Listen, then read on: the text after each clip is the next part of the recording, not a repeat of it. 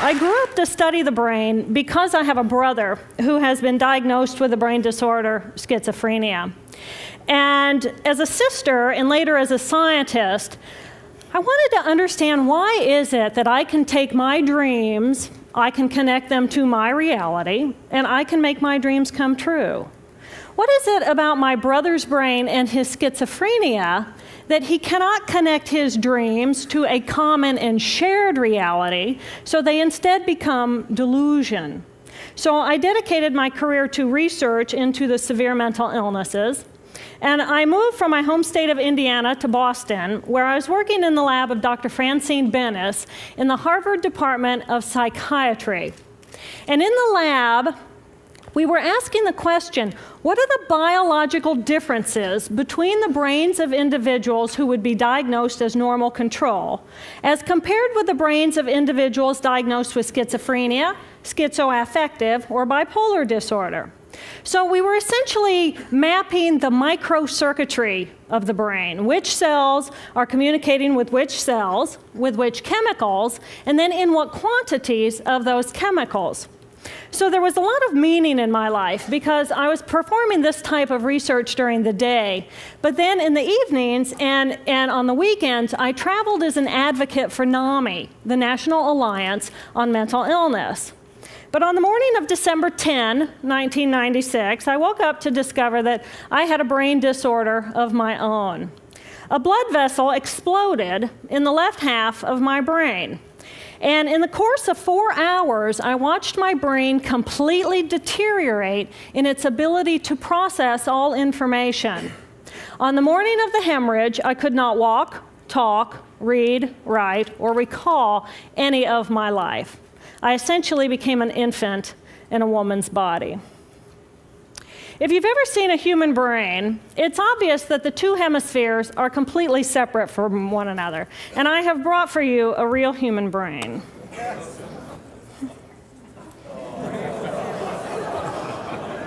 Thank you. So this is a real human brain.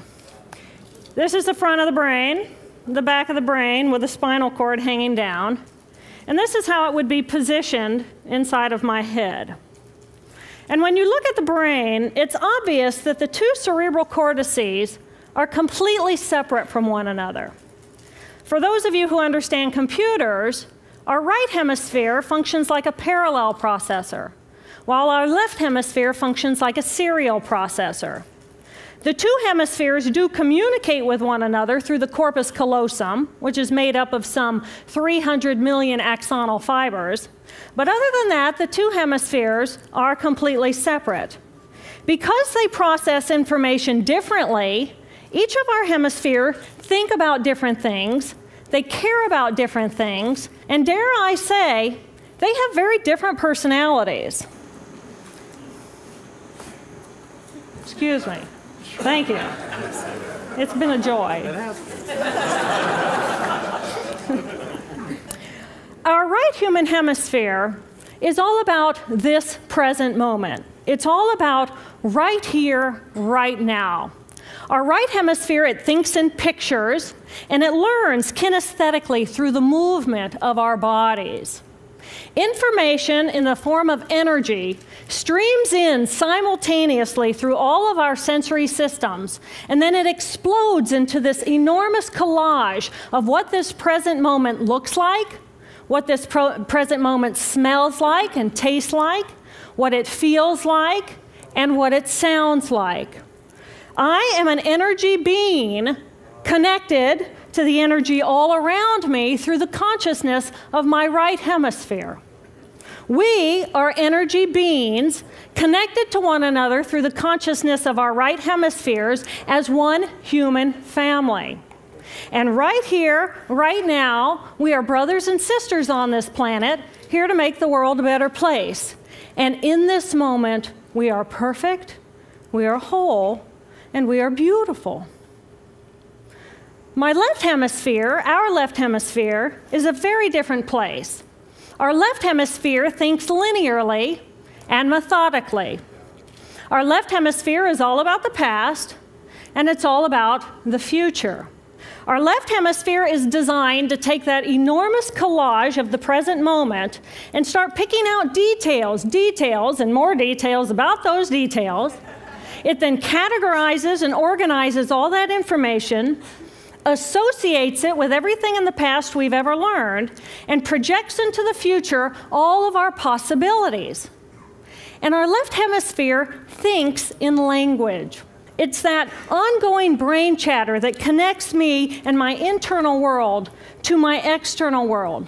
It's that little voice that says to me, hey, you got to remember to pick up bananas on your way home. I need them in the morning. It's that calculating intelligence that reminds me when I have to do my laundry. But perhaps most important, it's that little voice that says to me, I am. I am. And as soon as my left hemisphere says to me, I am, I become separate. I become a single, solid individual, separate from the energy flow around me and separate from you. And this is a portion of my brain that I lost on the morning of my stroke. On the morning of the stroke, I woke up to a pounding pain behind my left eye. And it was the kind of pain, caustic pain, that you get when you bite into ice cream. And it just gripped me, and then it released me. And then it just gripped me, and then it released me. And it was very unusual for me to ever experience any kind of pain, so I thought, okay, I'll just start my normal routine.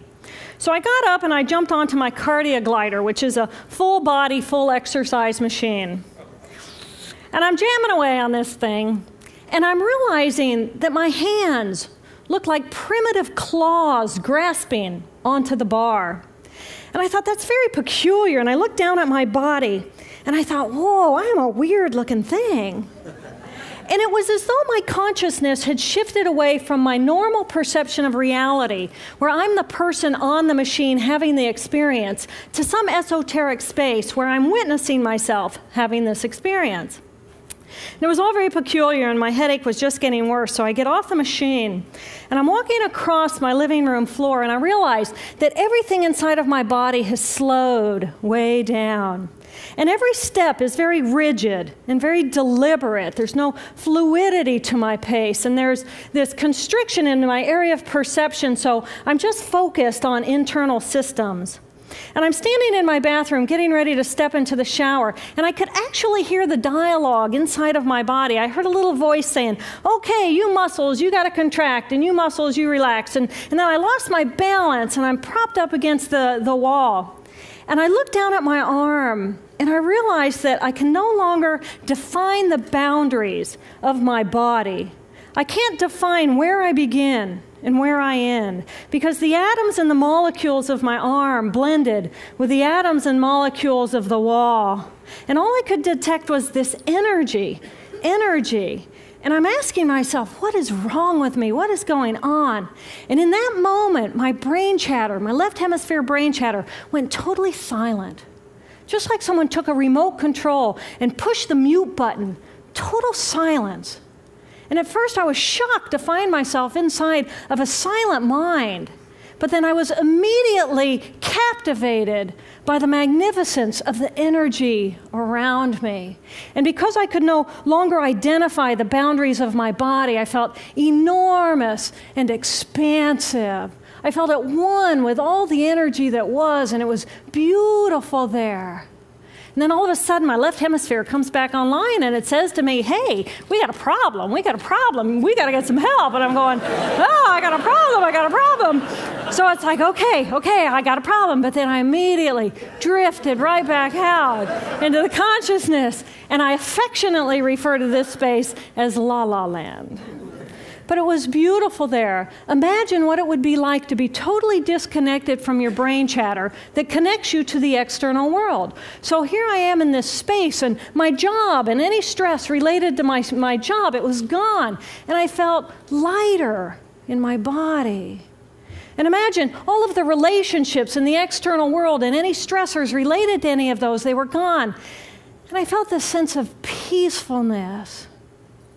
And imagine what it would feel like to lose 37 years of emotional baggage. Oh, I felt euphoria. Euphoria. It was beautiful there. And then again, my left hemisphere comes online and it says, hey, you've got to pay attention. We've got to get help. And I'm thinking, I got to get help. I got to focus. So I get out of the shower and I'm mechanically dressed and I'm walking around my apartment and I'm thinking, I got to get to work. I got to get to work. Can I drive? Can I drive? And in that moment, my right arm went totally paralyzed by my side. Then I realized, oh my gosh, I'm having a stroke. I'm having a stroke. And then the next thing my brain says to me is, wow, this is so cool. This is so cool. How many brain scientists have the opportunity to study their own brain from the inside out? And then it crosses my mind, but I'm a very busy woman. I don't have time for a stroke. It's like, okay, I can't stop the stroke from happening, so I'll do this for a week or two, and then I'll get back to my routine. Okay, so I got to call help. I got to call work. I couldn't remember the number at work. So I remembered in my office I had a business card with my number on it. So I go into my business room. I pull out a 3-inch stack of business cards. And I'm looking at the card on top. And even though I could see clearly in my mind's eye what my business card looked like, I couldn't tell if this was my card or not because all I could see were pixels. And the pixels of the words blended with the pixels of the background and the pixels of the symbols, and I just couldn't tell. And then I would wait for what I call a wave of clarity. And in that moment, I would be able to reattach to normal reality. And I could tell, that's not the card, that's not the card, that's not the card. It took me 45 minutes to get 1 inch down inside of that stack of cards. In the meantime, for 45 minutes, the hemorrhage is getting bigger in my left hemisphere. I do not understand numbers. I do not understand a telephone, but it's the only plan I have. So I take the foam pad and I put it right here. I take the business card, I put it right here, and I'm matching the shape of the squiggles on the card to the shape of the squiggles on the foam pad. But then I would drift back out into la la land and not remember if when I come back if I'd already dialed those numbers. So I had to wield my paralyzed arm like a stump and cover the numbers as I went along and push them so that as I would come back to normal reality, I'd be able to tell, yes, I've already dialed that number. Eventually, the whole number gets dialed, and I'm listening to the phone, and my colleague picks up the phone, and he says to me, "Roar, roar, roar." And I think to myself, oh my gosh, he sounds like a golden retriever. And so I say to him, clear in my mind, I say to him, this is Jill, I need help. And what comes out of my voice is, roar, roar, roar. And I think, oh my gosh, I sound like a golden retriever. So I didn't know that I couldn't speak or understand language until I tried. So he recognizes that I need help, and he gets me help. And a little while later, I'm riding in an ambulance from one hospital across Boston to Mass General Hospital. And I curl up into a little fetal ball. And just like a balloon with the last bit of air just right out of the balloon, I just felt my energy lift and I felt my spirit surrender. And in that moment, I knew that I was no longer the choreographer of my life. And either the doctors rescue my body and give me a second chance at life, or this was perhaps my moment of transition. When I woke later that afternoon, I was shocked to discover that I was still alive. When I felt my spirit surrender, I said goodbye to my life, and my mind was now suspended between two very opposite planes of reality. Stimulation coming in through my sensory systems felt like pure pain. Light burned my brain like wildfire, and sounds were so loud and chaotic that I could not pick a voice out from the background noise, and I just wanted to escape. Because I could not identify the position of my body in space, I felt enormous and expansive. like a genie just liberated from her bottle. And my spirit soared free like a great whale gliding through a sea of silent euphoria. Nirvana. I found nirvana. And I remember thinking there's no way I would ever be able to squeeze the enormousness of myself back inside this tiny little body. But then I realized, but I'm still alive. I'm still alive, and I have found nirvana. And if I have found nirvana and I'm still alive, then everyone who is alive can find nirvana. And I pictured a world filled with beautiful, peaceful, compassionate, loving people who knew that they could come to this space at any time and that they could purposely choose to step to the right of their left hemispheres and find this peace. And then I realized what a tremendous gift this experience could be. What a stroke of insight this could be to how we live our lives. And it motivated me to recover. 2.5 weeks after the hemorrhage, the surgeons went in and they removed a blood clot the size of a golf ball that was pushing on my language centers. Here I am with my mama, who's a true angel in my life. It took me 8 years to completely recover. So, who are we? We are the life force power of the universe with manual dexterity and 2 cognitive minds.